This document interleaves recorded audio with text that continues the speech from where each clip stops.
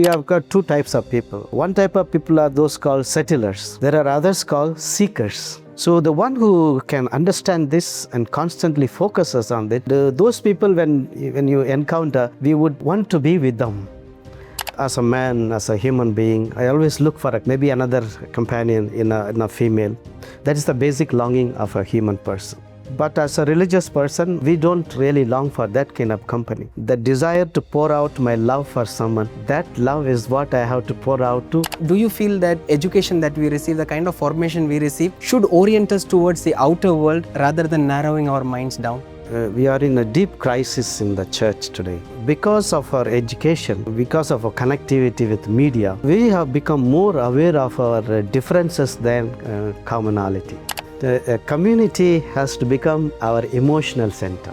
Of course, I go out for a mission, but at the end of the day, I long to come back to my community.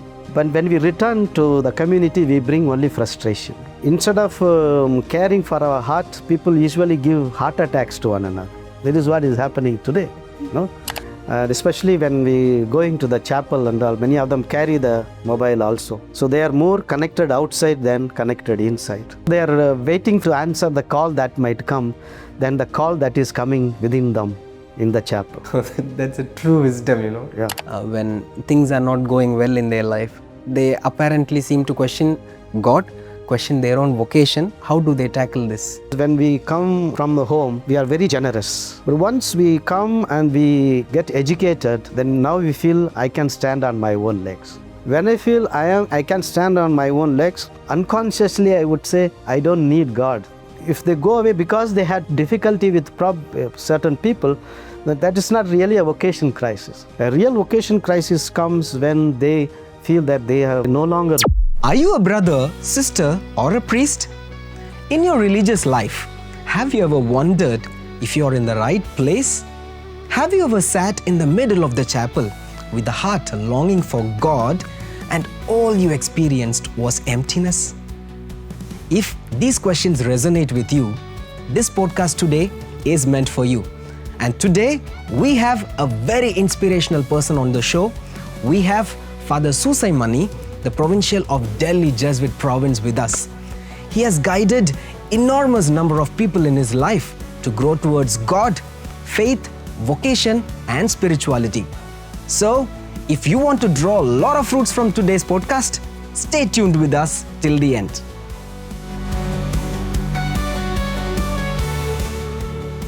Warm welcome to you, Father. Welcome to the podcast. Thank you. Thank you. Father, you have been in religious life maybe for a pretty long time. How many years have you been in this religious life? If you calculate, let's say it's about 38 years I have been in this religious life. I entered the novitiate in 1987, so it's almost 38 years. Now, 38 years, religious life is filled with a purpose, a meaning, deep connections. But have you ever had some situations where you have felt a dryness? Am I in the right place or not? How did you navigate those moments? Religious life is always an invitation to encounter the Lord. I always remember the words of Pope Francis. He said that it is not I who choose, but God chooses that. Initial stages of our vocation stories, we always say that I want to be a priest, I want to go to this place, I want to do some conversion, or I want to do this kind of missionary work. But that is actually kind of an initial desires. But when you actually enter into the religious life, we become more mature in our thinking, in our encounter of Christ. Then you see, it's not that we are going to do something, but we have to be for God in various ways. Of course, we do encounter dry moments, loneliness. Especially I remember a situation where I was in a remote village in Bihar. And my friend had gone to visit someone. Then I was sitting alone in a ground in front of a old library. All around it was dark. I could hear families around, there's laughter, children crying. I could hear all that. But I was sitting in that dark ground, thinking about it. What am I doing here? That's the time this energy came into me. And I was able to debate with myself and say, if I have embraced this religious life, I too embrace this loneliness. So as they say, you need to get comfortable with your loneliness. So I began to get comfortable with my loneliness. And the moment I embraced it, I have never felt that I have been lonely.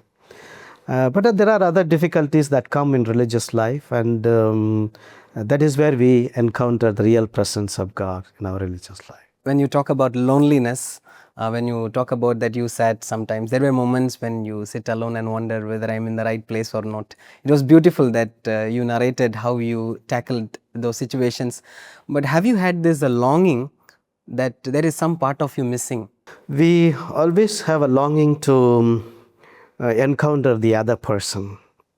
As a man, as a human being, I always look for a companion, maybe another companion in a female. That is the basic longing of a human person. But as a religious person, we don't really long for that kind of company. That means that longing that I have within, the desire to pour out my love for someone, that love is what I have to pour out to others as a religious person. But that pouring out of myself will come only when I have actually encountered Christ in my life. If I have encountered Him, then I say, this is the person for whom I want to spend all entire my life. And how do I pour out my love for Jesus? It is by pouring out my love for people. That's how we understand. So Jesus is not sitting in front of me in physical terms that I talk to Him and I pour out my love. But all around that I encounter people, nature, that is where I actually see Jesus and I pour out my love for them. And that is where the real satisfaction comes. That the more I pour out my love, the greater is my satisfaction, contentment. It's like Ignatius telling, love ought to be manifested in deeds than just in words. Right, right. That meditation that we have, the meditation to contemplation to attain love, that clearly describes to us that God is involved in our daily life.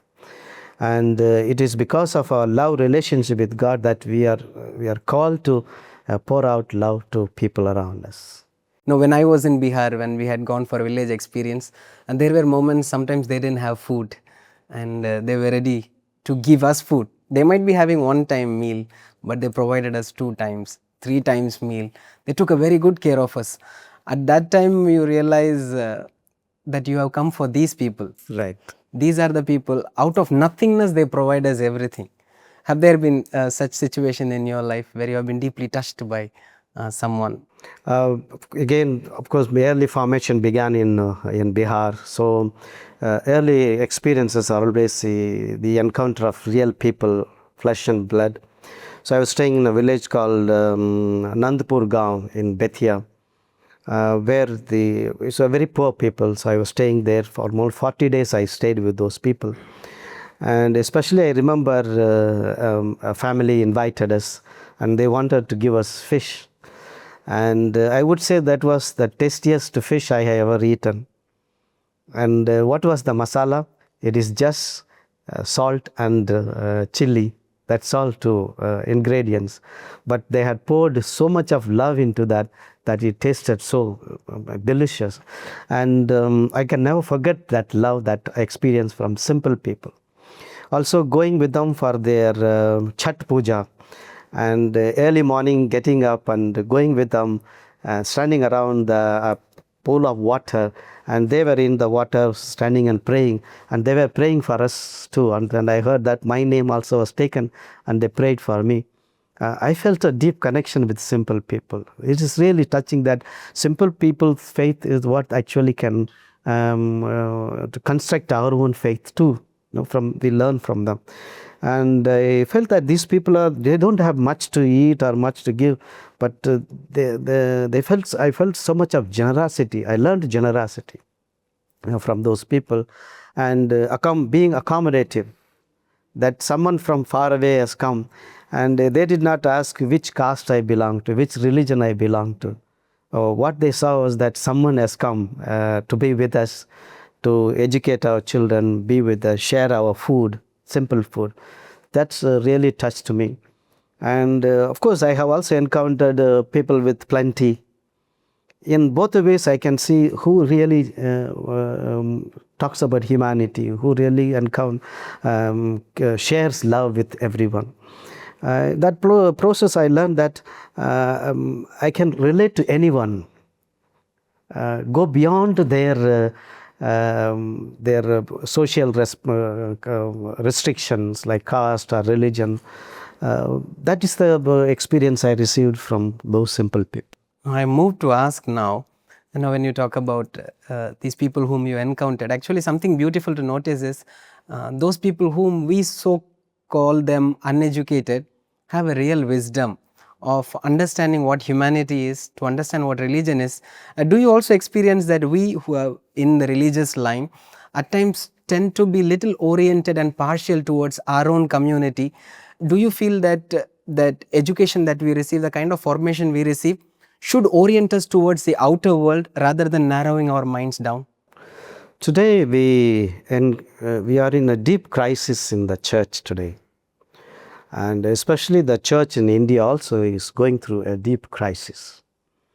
The crisis is that because of our education, because of our connectivity with media, we have become more aware of our differences than commonality.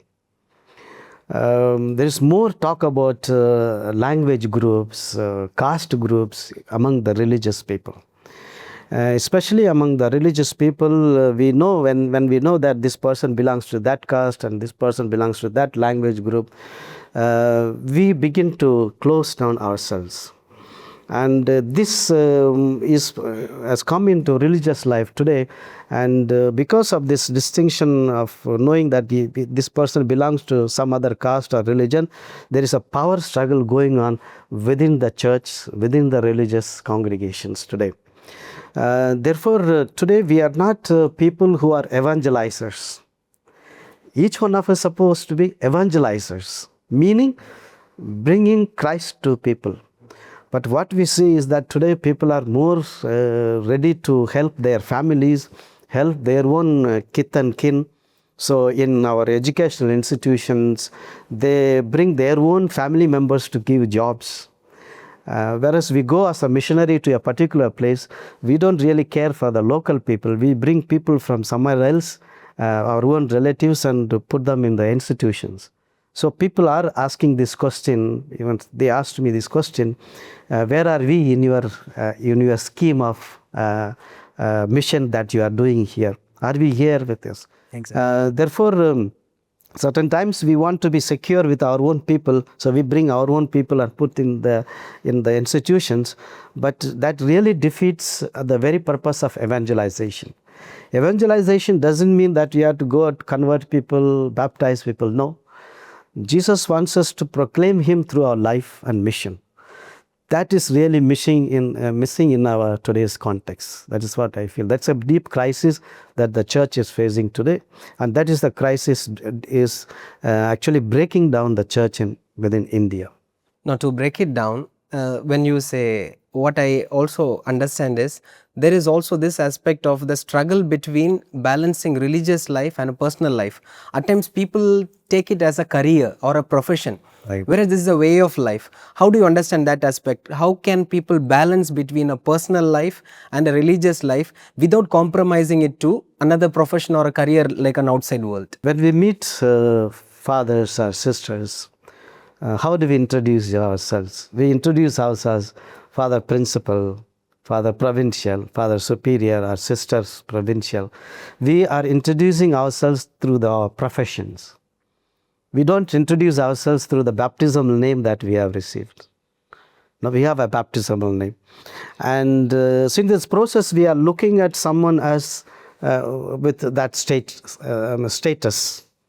And when we introduce someone with that status, they feel good about it. They feel good about it. Yeah. But what actually should define us is that I am a priest, and this priesthood is what is supposed to come in front. Or a religious sister. That is what we have to proclaim first. But most often it happens that we are proclaiming our profession, our status, our position. And therefore this crisis is happening, I would say. When we join a religious life, we have to die to oneself. Like St. Paul says, dying to oneself for the sake of Christ.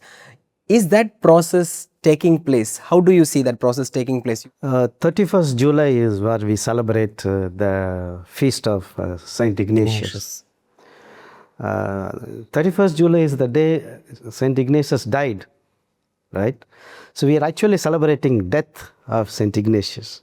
We would say that, oh, we are celebrating the heavenly birthday of Saint Ignatius. Every religion speaks about death as not the ultimate end of the journey.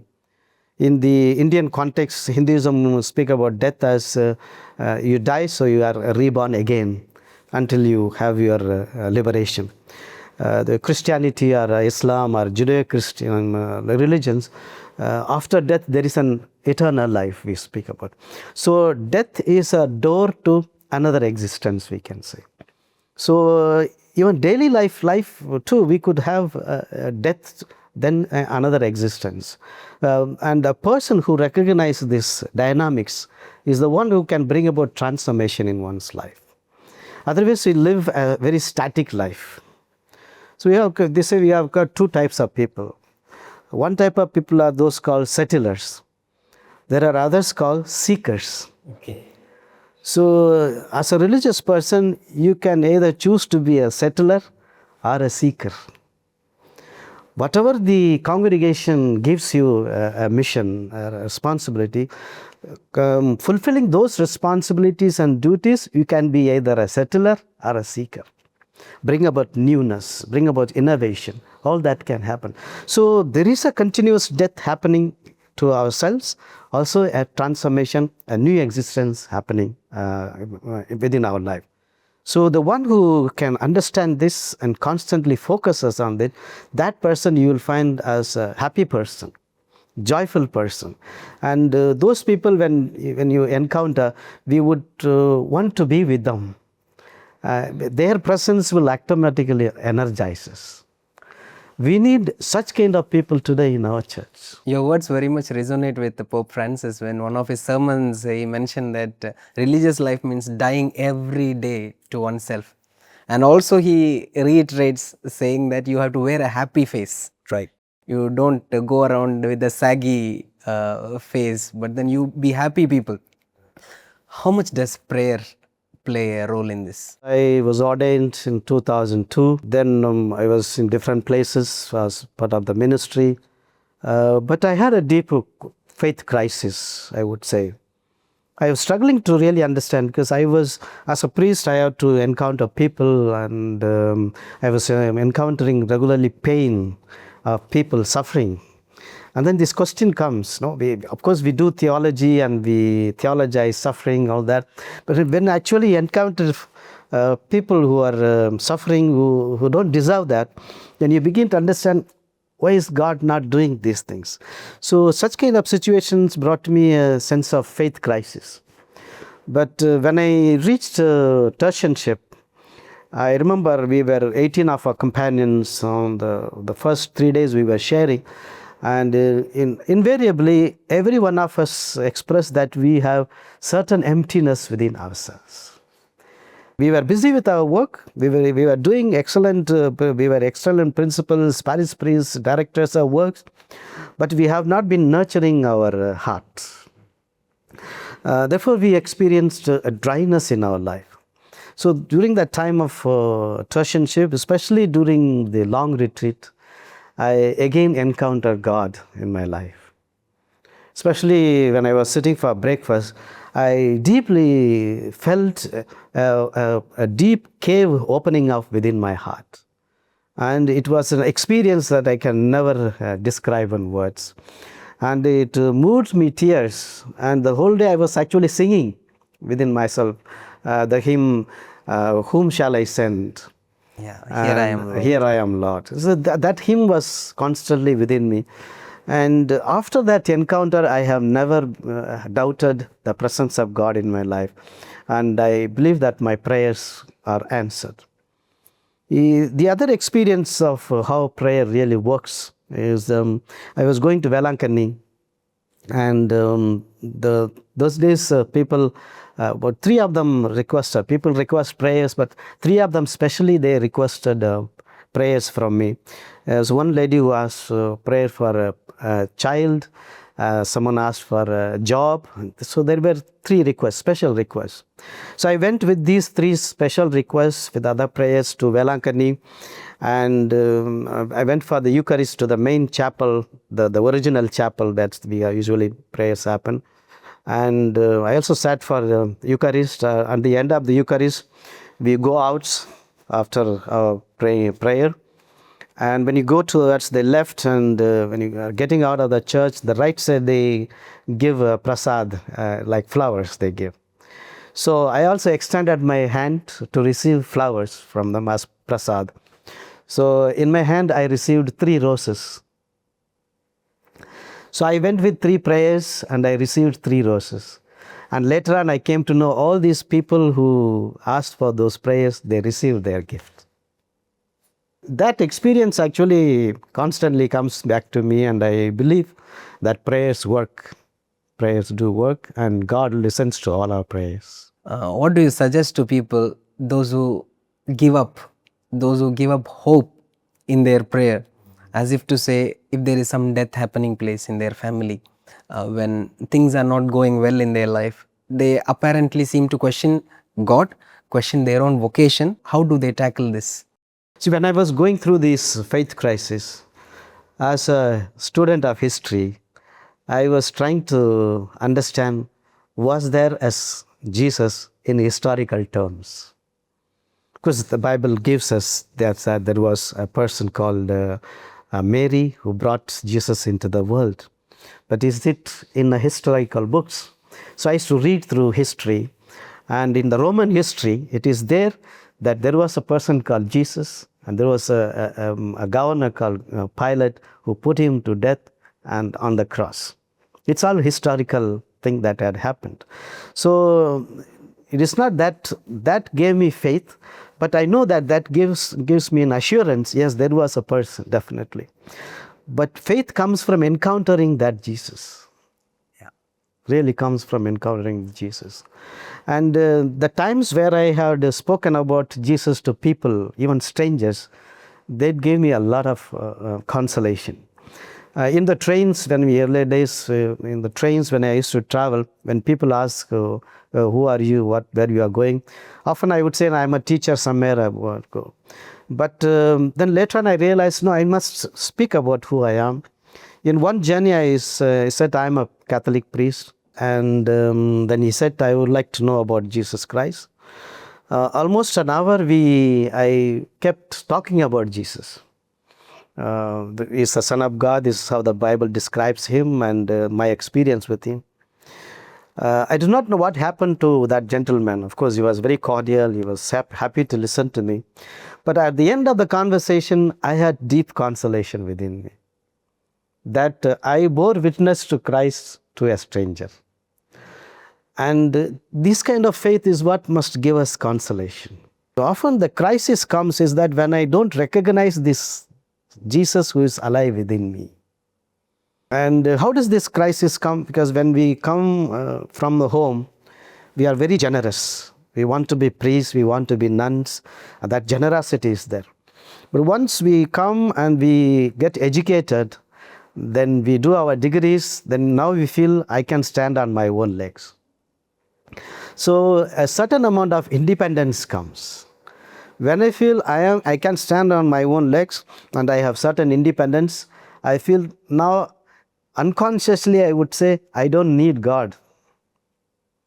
As a candidate I felt I need God to stand on my leg. But now I can manage myself. When such moments come, a faith crisis begins. A vocation crisis, I would say. Of course, there are some genuine reasons also, some because of our own ideologies or tension in the communities with certain people. People may decide to go away. But if they go away because they had difficulty with certain people, that is not really a vocation crisis. A real vocation crisis comes when they feel that they no longer believe in God, that God does not exist for them. That is actually a real vocational crisis. Okay. The other times, if they say, no, I cannot live with this person, that is a choice they are making to run away, maybe escape from this encounter that they make. Yeah. In today's era, they call Gen Alpha. Gen Z is over, Gen Alpha has come into play. Now, what are the major challenges you see among the religious that distort them away from religious life?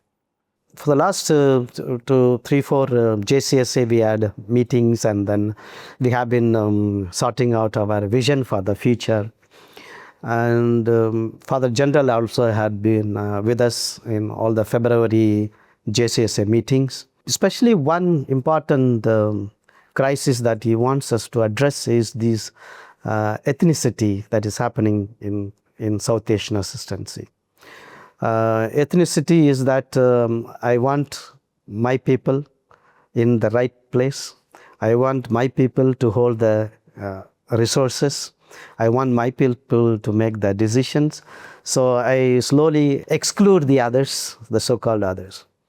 This is happening in today's South Asian context, especially in the church, in religious congregations. This is one of the deep crises that is today it is there. Because we have become so much aware of our differences than our unity. Often people will say education will transform. Of course, there are so many people who got transformed by education, but the same education seems to gather their own people. So for example, now we have media. Today we have WhatsApp or Instagram. So we begin to make groups who belong to a particular language group or a particular caste group. This is also a deep crisis that we are facing.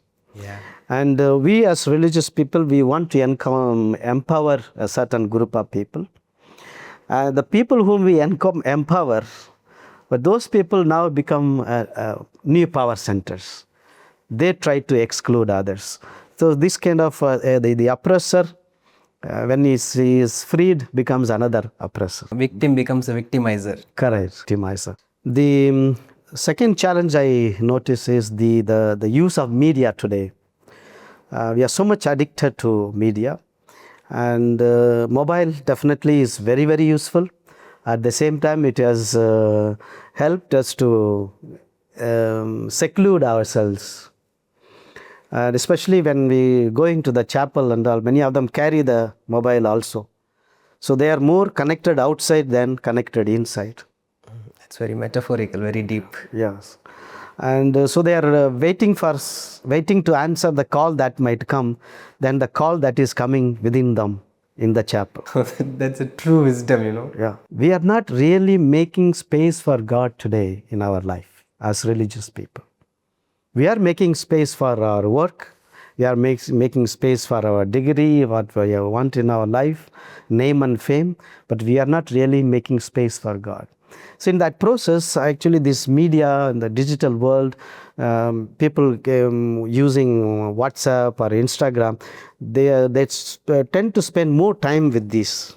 Especially now we have the YouTube reels and shorts. We keep on looking at it. In that process, there is a dopamine overload, we can say. And when we get hooked onto this kind of medias, although we may begin with a good intention of learning from YouTube or Instagram, but then we get hooked onto various other medium that it takes away our time. And in that process, actually, definitely our work suffers, our mission suffers. And that's why they talk about digital detox and other things that we can do in our diet. There's another crisis that I see how media being used is earlier days missionaries came, especially from the Western world, and when they came, they stayed here for years. Some of them went home after 10 years, 25 years. I know one father, one of the Jesuits with us, he went home after 25 years. But they came once they came to the mission, they came for the mission. Missionaries. Missionaries. Mission was everything. As they say, even Mother Teresa, after leaving home, she met her mother maybe only once later on, because she was completely focused on the mission. And But today's context, because of the cell phone, the WhatsApp, a priest or a sister is in touch with the family every day. So what is happening in the family is discussed every day. So the more focus is on the family than the place where they are working. So all that happens in the family affects a sister or a priest. And so they come for their mission or work, they get disturbed.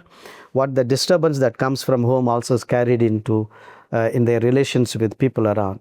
So if they are not in a good mood, that affects the workplace also. Certain times it happens that a priest or a sister is directing people how to live life in the family. So this is a crisis that we can say. That means we are not truly detached from the families. If we are not detached from the families, then our missionary work doesn't take place properly. Yeah. Of course, we need to care for our family, we need to love them, we need to pray for them, but we don't have to run their life. We have to run our life in the society. I think this is exactly where the saying of Jesus also comes very powerful into play. He who has put the hands on the plow shall not turn back. Right. I think for mission it is very important, and when you are mentioning social media and all, that dopamine that you are talking about, that is very much they are spreading the awareness that you look for momentary happiness in each and every reel. So staying in the chapel, staying at the presence of the Lord, people need instant reply, instant satisfaction, an instant presence of God. Actually, I remember one of retreat preachers told us and that sitting in the presence of God, despite of what you feel, itself is the biggest prayer. Right. Right. Whether you are able to converse or not, whether you are able to listen or not, even if you are distracted, just sit 45 minutes there. That itself is the biggest prayer. I think this social media plays a very vital role. If we are not aware, I think it will be a big catastrophe in the religious life. And one of the points that you very well mentioned, Father, is that when you are into social media or when you are with the family, your community life gets affected. Right. GC 36 in our Jesuit terms, they say community life itself is a mission. Mission, yeah. How do you look at community life being led now among the religious? I always believe that a community has to become our emotional center. For a family is an emotional center. Parents go for their work, children go to school or job. At the end of the day, they run back to the family because family is the emotional center. Can our communities become an emotional center? That of course I go out for a mission, but at the end of the day, I long to come back to my community. Yes. So if our community can become an emotional center where each one understands each other, supports each other, then our life becomes more meaningful. Then the community itself becomes a mission. But what is happening is that we love people outside, but when we return to the community, we bring only frustration. We don't seem to really care for one another. So we need to care for one another, and that is how a community can really be built. And instead of caring for our heart, people usually give heart attacks to one another. That is what is happening today. No? So is the community life really working today? See, I have been a retreat preacher almost 6 years in Allahabad, and constantly I go for a retreat. I have listened to hundreds of religious, and I definitely believe that there is a lot of crisis happening in the community. So the communities are divided in the name of language groups or the caste groups, and there is silent resistance happening within, kind of a cold war that happens within religious communities. There are some congregations, they are addressing these issues and they are working on it, and we can see that there is a joy in that. But some community congregation, they are unable to do anything because these groups are pull and push is very, very strong. Tension is strong. Tension is very, very strong. Therefore, they are unable to do that. Especially when people come for the retreat, I could easily make out that whether someone is really praying. And if they are not praying, when we ask them, this is all because of relationship problems. Relationship within the community or relationship with outside. But those relationships become beautiful only when our spiritual depth is there. Spiritually, if we are connected with God, our relationship also become what you call more noble, more connected. And we believe that it is lack of spiritual depth is what causing all this tension today. So it is exactly what resonates to my mind is the quote of the saying of Saint Ignatius, who mentions, he who carries God in his heart carries heaven wherever he goes. Right. I think our God experience is manifested in our works. Father, as we mentioned, the community life has its own functionalities, its own goodness and its own shadows. Now, there are also genuine cases where people suffer misunderstandings. Right. There are undergo conflicts. So how can we as religious handle conflicts and misunderstandings in the community? Usually I talk about this in the sense of how do we handle such situations. We respond 3 ways. An aggressive response, or the opposite would be repressive response. An aggressive person would blame the other. A repressive response would be a person will blame themselves. But these are 2 extremes, they don't help in our daily life. But what actually will help is being assertive person. An assertive person is someone who recognizes their own feelings. So first they express their feelings. And they would say that, for example, I feel sad that you have said this to me. Or I feel angry or frustrated you have done this. So in that process, I am not really accusing the other person. I am only saying what I have felt, what the feelings are within me. Therefore, in this process, someone who listens to this, if they are mature enough, they will be able to accept it, understand it. Of course, someone who doesn't care, they would say, hell with you, they might say. But someone who understands, yes, I'm sorry, I made a mistake, they would definitely recognize. So in our expressions, we need to be always assertive persons. Yes. By being a repressive person, you run away into your room and lock up and then start crying in the room does not solve the problem. Just shouting at someone and accusing the other person does not solve the problem. But being an assertive person, recognizing one's own feelings, the reasons for those feelings, and expressing them in a mature way will resolve most of the issues. Exactly. That also many people end up leaving the congregation because of the other. Right. The role of forgiveness comes into play in community life, because forgiving is very important, the other as well as yourself. How much is the role of forgiveness in community life? Often we tend to carry hurt feelings. Something must have happened a long time ago or something happened recently, but we continue to carry hurt feelings. Physiologically, the hurt feelings are stored in many parts of our body. So they are not simply sitting there. They are doing their job. They may be creating cancer cells or helping the cancer cells to increase. An unforgiving heart and unforgiving attitude definitely affects oneself.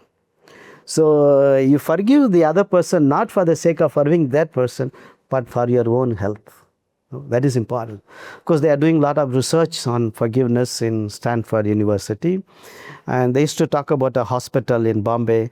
When someone with cancer is brought in, they first reconcile that person with the rest of the family members. Okay. In the process of reconciliation itself, half of the sickness is over. Mm-hmm. Therefore, an unreconciled life will physically affect the person. Also affects a person mentally and also spiritually. So forgiveness is very, very important. That's why Jesus gave the greatest lesson, the best lesson when he was on the cross. So for a Christian, what is forgiveness? When should a Christian forgive? Okay, an incident has happened, not that you take a week to forgive or a month to forgive. That's a human way of doing it. But Jesus forgave when he was in pain. A Christian forgiveness has to begin there. Although I am in pain, I am willing to forgive you. I am willing to let go of you. That is the real forgiveness. And in this process, you don't wait for the other person to come and ask pardon or something. Then you forgive. Even though the other person has hurt you, but you initiate first step to forgive. That's a Christian way of forgiveness. And the person who forgives will always feel a tremendous amount of energy within oneself. Because if you are carrying on with hurt feelings, you have to use the energy to carry that hurt feelings. Oftentimes what happens is we may often remember the person who has hurt me or whom I have hurt than your own best friends. Because we have to spend the energy to carry these unforgiving attitude. So forgiveness is an important aspect, foundation for a relationship, I would say. Foundation for any relationship. For one's own well-being and well-being of the other person and the community also. There where we can build a real human community. That will bring a wholeness of oneself in the mission. Mission will be very effective. And this was something very beautiful, Father, that what you have mentioned. I feel very inspired when I hear you mentioning these things. Father, if you have to suggest something to your younger self, you are young, but still if you have to suggest something to your younger self, some advice you have to give about your younger self in the religious life, what will that be? First and foremost, a person has to develop a deep love relationship with Jesus Christ. That is the foundation for us. If that foundation is not there, if that love relationship is not there, no religious will be happy in the future. Yeah. And the second aspect is whatever that they are going to do in their life, their studies or the work, it is to fulfill this love relationship with Jesus. And if they don't fulfill this love relationship, they will encounter burnout, frustration in life. In our day-to-day life, how we should live, how we can live is not to judge people, not to jump into conclusions. And another important aspect for our communications, of course there are books about non-violent communications. We need to embrace non-violent communication. Have deep respect for another person. In our interactions, we respect the other person, not because that person deserves respect, but I have that sanskar within me. I have that quality within me. I have that mannerism within me to respect another person. In that process, actually, I uphold my own humanity more than the other person when I respect. But often we tend to respect people based on their positions, power. Everybody deserves respect. Whether someone in the topmost position or the lowest one in an institute, everybody deserves respect. And that respect comes out because I have that sanskar within me to respect someone. Yes. One last thing that I recently heard, suppose one Premananda ji is a Swami ji, and when someone asked him this question, when we look at you, we see the Aradhya Krishna in you. So to that Premananda ji responds that you are only seeing the servant and you are able to recognize the Lord, the Master. But when you actually encounter the Master, it will be a great thing. So that's what Pope Francis also gave us that letter where we say Jesus is the face of the Father. So an important invitation for us is we have to become the face of the Jesus that we encounter. And in that, one of the greatest example that we can have is Rani Maria, who on her life, there is a film called Face of the Faceless. Face of the beautiful film. Beautiful film. And she was truly the face of the faceless. We need such kind of missionaries today, such kind of religious today, who are truly connected with people, who we can become the face of the faceless. And I am very happy, Father, that I can taste of this fruit today. And then I know now that the tree is very abundant, the source of from which you draw inspiration from. And I'm very happy that we could make this conversation happen today. And thank you so much for sharing your life experiences, your devotion, your spirituality, your deep connection with God, and all those who are watching today, I'm sure must have been enriched by your sharing. It's been really deep, Father. You have addressed very many issues that not many people talk about. It must be talked about, and many must be aware of these things that are happening to be very effective in their mission, to be very productive and fruitful in whatever they do. Thank you so much, Father. I assure you of our prayers for you. Please do pray for us, and all the best for your endeavors as provincial. Thank you. Thank you so much. I see.